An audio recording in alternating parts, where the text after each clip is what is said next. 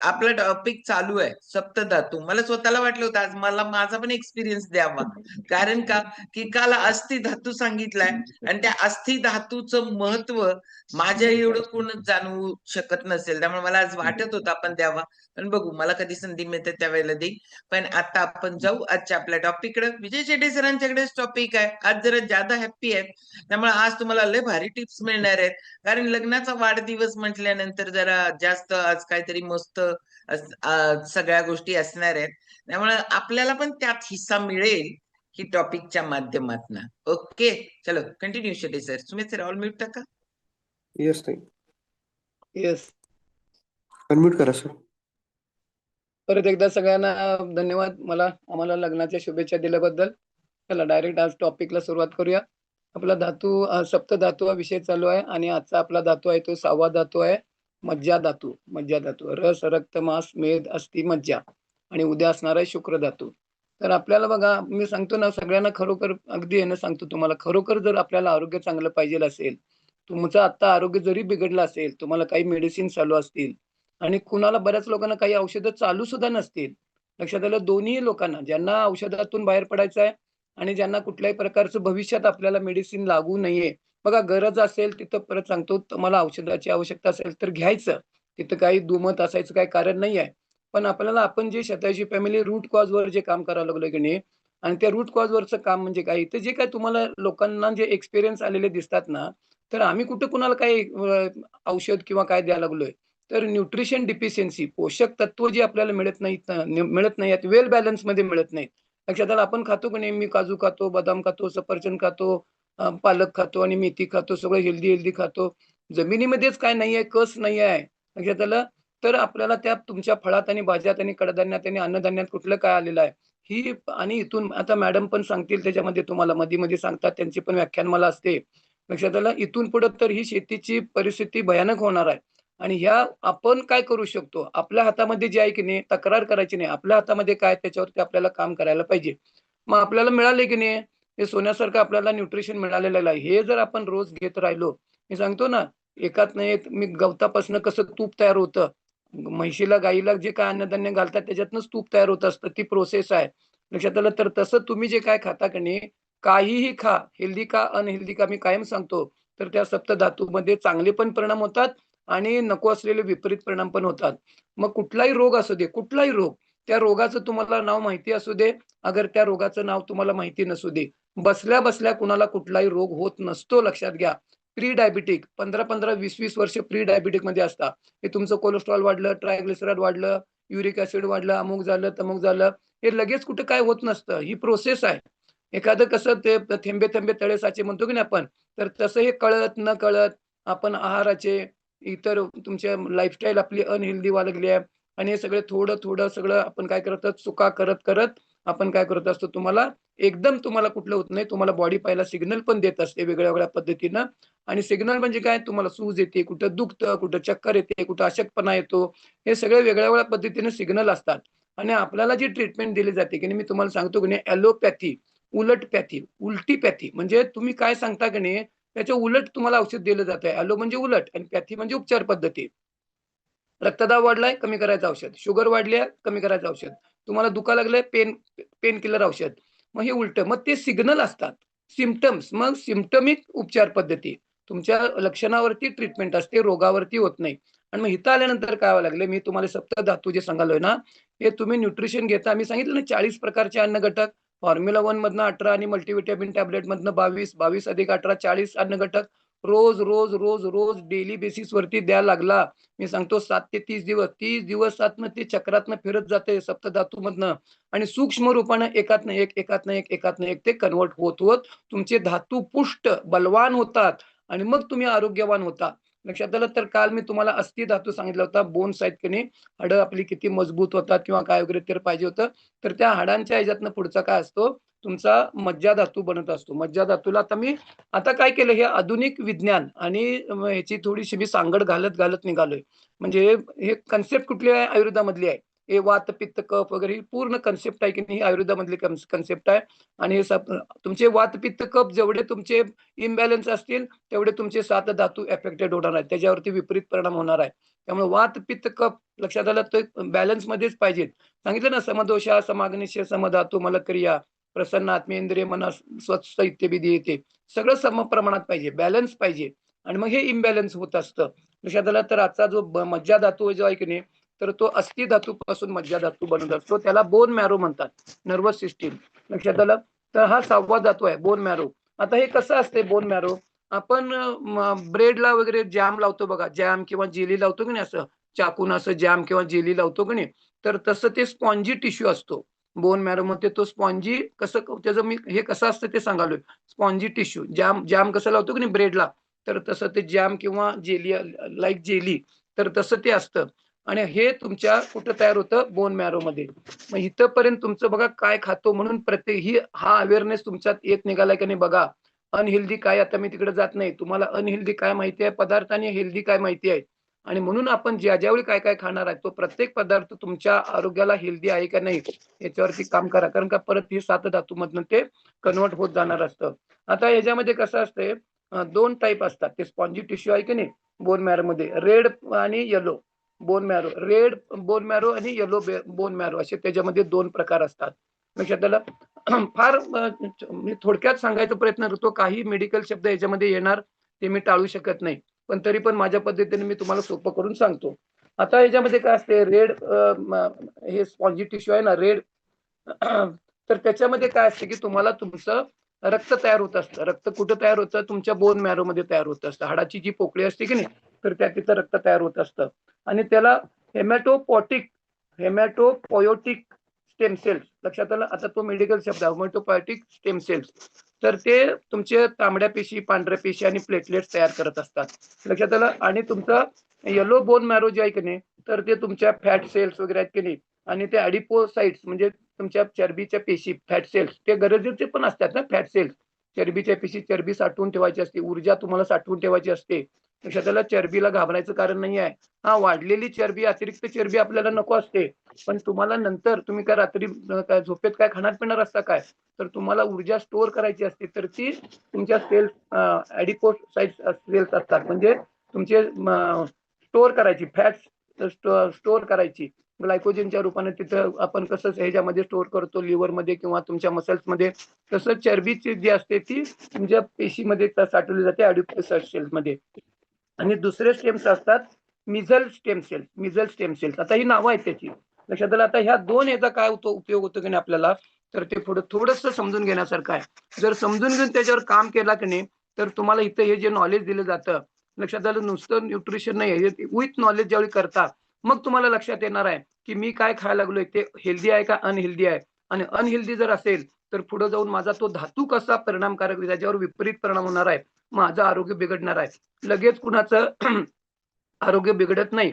तर ह्याच्यामध्ये होमॅटोपॉयसिस, आता रक्त तयार होण्याची प्रक्रिया. होमॅटोपॉयसिस म्हणजे ते तुमच्या बोन मॅरो मध्ये रक्त तयार होत असतं, त्या प्रोसेसला काय म्हणायचं, रक्त. होमॅटो म्हणजे रक्त आणि पॉयसिस म्हणजे तयार होण्याची प्रक्रिया, रक्त तयार होण्याची प्रक्रिया.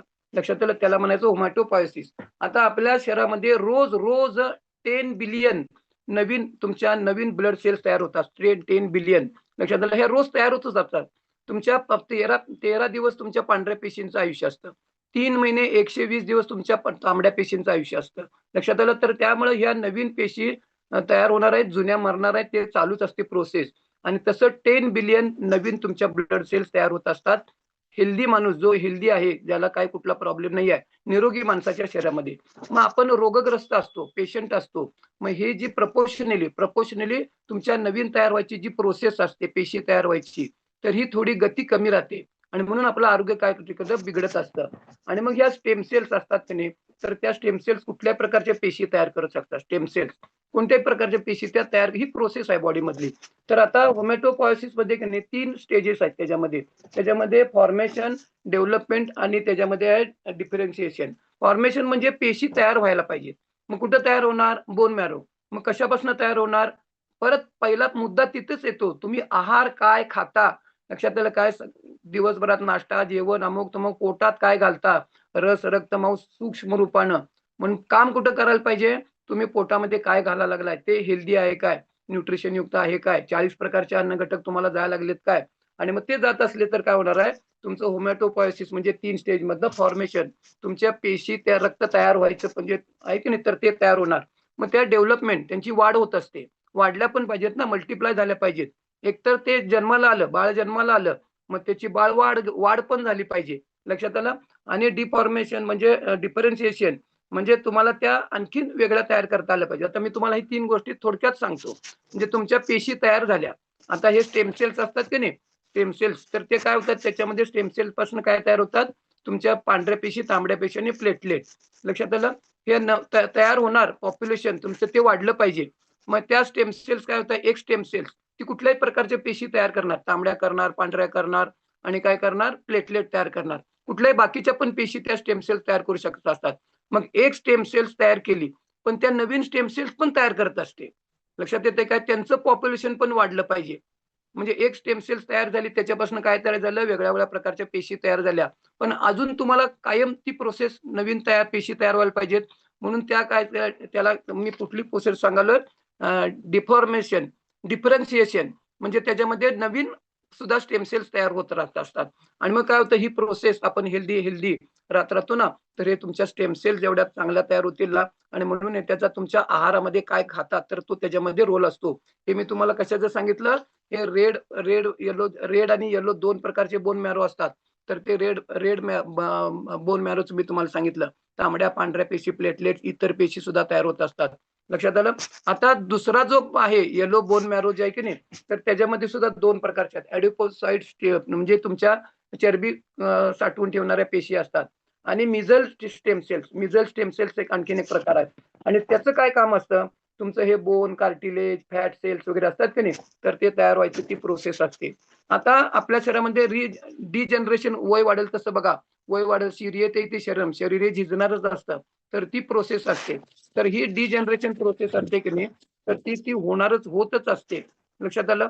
तर ती स्लो डाऊन झाली पाहिजे. मग ती स्लो डाऊन केव्हा होणार, तुमचं न्यूट्रिशन युक्त तुमचा आहार असेल तर, आणि एव्हरेज आपला तो असत नाही. आता माझी बघा एजिंग प्रोसेस, मी वाटतो काय तुम्हाला 67 वर्षाचा, जरा दाखवत थांबासा. तर ही प्रोसेस काय, एजिंग प्रोसेस स्लो डाऊन होणं आवश्यक असतं. लक्षात आलं? कारण का मी गेले 11 वर्ष न चुकता हे न्यूट्रिशन 2 वेळा सकाळ संध्याकाळी इंटेक करतोय. मग हे तुमचे जे मिझल स्टेम सेल्स असतात, तर ते तुमचं काय करत असतात, तुमची बघा इन्फ्लमेशन, कुठं सूज असते, मला कुठं बॉडीमध्ये सूज नाही आहे, माझी इम्युनिटी चांगली आहे, तुमची इम्युनिटी डेव्हलप व्हायची प्रोसेस असते. तुमचं बोन फ्रॅक्चर वगैरे होतं की नाही, तर तिथं ते रिपेअर व्हायची प्रोसेस, बॉडी तुमचं बोन फ्रॅक्चर आपोआप ते करत असते. मग हाडं जुळायचं काम असतं ते. आर्थरायटिस वगैरे असतो बघा तुम्हाला, संधिवात वगैरे किंवा असतो की नाही, ऑटोइम्युन डिसीज, तुमचीच रोगप्रतिकारक शक्ती, तुमचंच कुत्रं तुम्हाला चावायला लागतंय. लक्षात आलं? मालकाचंच कुत्रं मालकाला चावतंय. ऑटोइम्युन डिसीज म्हणतात त्याला. म्हणजे तुमचेच काय करतात, तुमचीच रोगप्रतिकारक शक्ती तुम्हाला खात असते तिथं. तर ह्या सगळ्या प्रोसेस असतात की नाही, ते टिश्यू रिजनरेट त्या होणं आवश्यक असतं. आणि मग हे जे असतं की नाही, मिझल स्टेम सेल्स असतात की नाही, तर त्या तुमच्या ऍक्टिव्हेट पाहिजेत किंवा काय. आणि मग त्या मिझल स्टेम सेल्सचं काय काम असतं हे लक्षात घ्या. हे कुठं तयार होतं, मी तुम्हाला येलो बोन मॅरो आहे की नाही, तर त्याचं सांगालोय. मग त्याचं काय काम असतं, या मिझल स्टेम असतात की नाही, ते अँटीऑक्सिडंट प्रॉपर्टी. अँटीऑक्सिडंट म्हणजे निसर्गानं, देवानं ही सगळी व्यवस्था आहे की नाही, तुमच्या शरीरामध्ये कचरा, अमुक तुमुक, श्वास घेणार सोडणार, कचरा तयार होणार. तुम्ही अन्न खाणार पिणार, तुमच्या अँटीऑक्सिडंट म्हणजे फ्री रॅडिकल त्याला ते तयार होणारच असतात. मग त्याला अँटीऑक्सिडंट प्रॉपर्टी, लक्षात आलं? हे मिझल स्टेम सेल असतात की नाही, ते अँटीऑक्सिडंट तयार करत असतात. पेशी लेव्हलचा कचरा स्वच्छ करायचं काम ऑलरेडी निसर्गाने ठेवलेलं असतं. तुम्ही अँजिओजेनेसिस म्हणजे नवीन ब्लड वेसल्स तयार व्हायची प्रोसेस, तयार होत असतात. नवीन रक्तवाहिन्या आपल्या शरीरामध्ये तयार व्हायची प्रोसेस असते. त्याला अँजिओजेनेसिस म्हणतात. लक्षात आलं? तुम्ही एक्सरसाइज, व्यायाम या आमच्या 5:30च्या वर्कआउटच्या बॅचला. एक्सरसाइजचा फार मोठा रोल असतो. तुम्ही कार्डियाक एक्सरसाइज करता, गती वाढवणारे एक्सरसाइज, तुमच्या हृदयाच्या भोवती सगळ्या रक्तवाहिन्यांचं जाळं असतं पूर्ण. लक्षात आलं? त्या रक्तवाहिन्या ओपन राहतात. त्याच्यातनं ब्लड सप्लाय तुमच्या हृदयाला होत राहत असतो. तसं अँजिओजेनेसिस म्हणजे तुमच्या नवीन ब्लड वेसल्स त्या तयार होतच असतात. लक्षात आलं? तर त्याच्यामध्ये ह्या मिझल स्टेम सेलचा रोल असतो. तुमचे इम्युन सिस्टीम तुमची कार्यरत राहायला पाहिजे, रोगप्रतिकारक शक्ती. आणि अँटी इन्फ्लमेशन म्हणजे तुमच्या शरीरामध्ये, बॉडीमध्ये सूज येते किंवा काय होतं, तर ते कमी करायचं काम नॅचरली ही तुमचं शरीर पण त्या ठिकाणी करत असतं. थोडी तुमच्या शरीरात तिथे आपल्याला मदत करावी लागते. काय मदत करावी लागते? तुमचा आहार पहिला कुठे येते बघा, आहार काय पोटात घालता ते जर हेल्दी असेल तर हे पुढच्या सगळ्या प्रक्रिया व्यवस्थित होत असतात. लक्षात आलं? तर ह्या सगळ्या फुले आणि न्यूरो ट्रान्समीटर तुमच्या संदेश देणारे असतात की नाही, तर ते सुद्धा प्रोसेस असते. तर ही सगळी जी असते की नाही, या स्टेम सेल्सचं काम असतं. हे स्पॉन्जी टिश्यू येलो आणि रेड मी तुम्हाला सांगितलं. हे मग आपल्याला जर आपलं आरोग्य जर चांगलं पाहिजे असेल की नाही, तुमचा मज्जा धातू लक्षात आलं, अस्थिचा पुढचा धातू असतो तो मज्जा धातू. मग हे सगळं तुमच्या मज्जा धातू म्हणजे तुमचा बोन मॅरो, तिथं रक्त तयार होतं. म्हणजे त्याचं सगळं परत परत कुठं येतं, तुम्ही काय खाता आणि हे जर न्यूट्रिशन आता बघा तुम्हाला वय वाढेल तसं तुमचं कार्टिलेज 2 हाडांच्या मध्ये असतं कार्टिलेज. मग ते हाडां ते कार्टिलेज कमी होत असतं. वयाप्रमाणे पण कमी होतं आणि मग तुम्हाला ते सांधे दुखतात, गुडघे दुखतात. मग आम्ही निकॅप घालतो, ऑर्थोपेडिक बाल्म लावतो, काहीतरी ऑइल लावतो. वरनं तुम्ही मॉलिश वगैरे करता की नाही किंवा आता नी रिप्लेसमेंट वगैरे. तर हे काय होत असतं तुमचं जादा वजन, तुमचं कार्टिलेज अजून जादा झिजतं. मग इकडे आपल्याकडे जॉइंट सपोर्ट टॅबलेट आहेत बघा. कोण घेतंय? मी घेतो. रोज सकाळी एक संध्याकाळी घेतो जॉइंट सपोर्ट टॅबलेट. का? तर माझं सुद्धा कार्टिलेज वयाप्रमाणे झिजणार असतं. लक्षात आलं? त्याच्यामध्ये ग्लुकोसामाइन हायड्रोक्लोराईड आहे. कशामध्ये? ते फूड फॉर्मॅटमध्ये आहे. आम्ही औषध दुकानामध्ये हे केमिकल फॉर्मॅटमध्ये सुद्धा औषधाच्या रूपाने विकतो. ग्लुकोसामाइन हायड्रोक्लोराईड. ऑर्थोपेडिक डॉक्टर तुम्हाला ते लिहून देतात. का? तर तुमचे सांधे जे हे होतात की नाही त्याच्यामध्ये कार्टिलेज झिजतं. तर ती जी प्रोसेस आहे की नाही, तर ते मग परत बघा तुमच्या आहारामध्ये काय पाहिजे. मग हे तुमचं कार्टिलेज वाढायला मग इथं काय आम्ही तुम्हाला काय औषध द्यायला लागलो काय? तर हे तुम्ही जे खाता की नाही 40 प्रकारचे अन्न घटक, मल्टीव्हिटॅमिन आणि फॉर्म्युला 1 तुमचे एकातनं एक घडत जात असतं, कन्व्हर्ट होत आणि मग तुमचे हे स्टेम सेल्स वगैरे ते स्ट्रॉंग राहतात. तुमचं कार्टिलेज झिजत नाही. लक्षात आलं? आणि मग ही प्रोसेस आहे. कोलेजन प्रोटीन तुमच्या स्किनमध्ये स्किनचा रिझल्ट लोकांना काय यायला लागलाय? तुमचं कोलेजन प्रोटीन पण असतं. मग हे रेग्युलर ज्यावेळी आपण देतो की नाही 30 दिवस त्यातनं ते कन्व्हर्ट होत जाणार आहे. आणि म्हणून मग तुमचं वयाप्रमाणे पण बनतात. तुमचं कोलेजन प्रोटीन कमी होत असतं, स्किन रफ होत असते, तुमचं कार्टिलेज झिजतं. मग तुमची हाडं किंवा सगळीकडे ते निसर्गानं ते आहे की नाही व्यवस्था ती ठेवलेली आहे. कुशन असतं ते कार्टिलेजचं आणि हे वयाप्रमाणे वजन जादा असतं ते झिजत असतं. मग इथं काही टार्गेटेड न्यूट्रिशन आम्ही जे देतो ना, इथं माझी गुडघेदुखी गेली. मग हे गुडघेदुखीचं काय औषध आहे, काय पेन किलर नाही आहे. तर आपल्याला काय आहे, आपल्या वयाप्रमाणे सुद्धा डिजनरेशन होत असतं. जादा वजन असलं तर तुमचं कार्टिलेज झिजतं. तुमची इम्युनिटी कमी राहते, रोगप्रतिकारक शक्ती कमी राहते. या सगळा रोल असतो की स्टेम सेल्सचा. हे सगळं तुमच्या बोन मॅरोमध्ये मज्जा धातू तो वीक राहतो. तुमचं रक्त तेवढं तयार होत नाही आणि मग काय होतं हे तुमच्या हे स्पॉन्जी लाइक टिश्यू म्हटलं की नाही तुमच्या तांबड्या पेशी, पांढऱ्या पेशी त्या पण तेवढ्या क्वांटिटी मग हिमोग्लोबिन कमी, मग रक्त कमी. मग आम्ही हिमोग्लोबिन वाढण्यासाठी औषध घेतो. लक्षात आलं? तर साधं सोपं काय लक्षात ठेवायचं? न्यूट्रिशनयुक्त आपला आहार आहे का नाही ते बघायचं. मग ही जागरूकता तुमच्यामध्ये आली पाहिजे आणि मग हे रेग्युलर ज्यावेळी तुम्ही घेता की नाही, हे सगळं तुमच्या आता बघा नाळ असते की नाही, आई बाळाला ते नाळेच्या ह्याच्यातनं ते बाळाला सगळं खाद्य जात असतं. तर ही प्रोसेस मेडिकल सायन्स फार ॲडव्हान्स आहे. तर ती नाळ आता स्टोअर करतात. त्याच्यामध्ये त्या नाळेमध्ये ते स्टेम सेल्स असतात. लक्षात आलं? आता हे ह्यांना इंजुरी वगैरे होते बघा, तर आता स्टेम सेल्स इन्सर्ट पण केले जातात आणि मग त्यांना काय होतं तुमचं कार्टिलेज म्हणा किंवा आणखीन काय जे नवीन तयार होणाऱ्या पेशी ती प्रोसेस आहे. मेडिकल सायन्स फार ॲडव्हान्स आहे. मॉडर्न सायन्स वगैरे की नाही. तर त्याच्यामध्ये तुम्हाला हे स्टेम सेल्स इंजेक्ट करता येतात. डॉक्टर कसं इंजेक्शन देतात की नाही. तुम्हाला बी कॉम्प्लेक्स, B12 कमी असेल तर इंजेक्शन देतात. तसं हे स्टेम सेल्सचे पण तुम्हाला इन्सर्ट करू शकतात. मग त्या स्टोअर कराव्या लागतात. माझे स्टेम सेल्स मला तर त्या तुमच्या नाळेमधनं वगैरे असे काढायची ती प्रोसेस असते. तर असं आपल्याला आपल्या आरोग्यावर काम करत असताना की नाही हा मज्जा धातू तुमचा स्ट्रॉंग प्रत्येक धातू स्ट्रॉंग पाहिजे. मग मज्जा धातू स्ट्रॉंग असेल, मग पुढचा तो कन्व्हर्ट होत असतो शुक्र धातू. पुढचा धातू जो आहे तो शुक्र धातू. तो आपण उद्या बघायचा आहे. तर पाहिजे सगळ्यांना आरोग्य मस्त. सगळ्यांना आरोग्य पाहिजे. माझ्यासारखं कोणाकोणाला पाहिजे? विनाकाठी, विनालाटी 100 वर्ष. लक्षात आलं लग्नाला 39 वर्ष पूर्ण झालेत आणि मग तुम्हाला असं जर आरोग्य शेवटपर्यंत आपल्याला खरोखर सांगतो 100 वर्ष निरोगी जर जगायचं असेल, तर ह्या न्यूट्रिशन शिवाय तुम्हाला पर्याय नाही. शेतीची परिस्थिती भयानक आहे. 40 प्रकारचे अन्न घटक, फॉर्म्युला 1 तुम्हाला 18 देतात, मल्टीव्हिटॅमिन बरोबर 40 प्रकारचे अन्न घटक आणि मग गरज असेल तर टार्गेटेड न्यूट्रिशन, योग्य तो व्यायाम, एक्सरसाइज, योगाभ्यास. चांगलं पाहिजे आरोग्य, तो वेलकम टू शतायुषी फॅमिली. उद्या बघू शुक्र धातू. Okay madam. चलो जोरदार क्लॅपिंग करणार आहोत शेटे सरांसाठी आणि आता आपण जाणार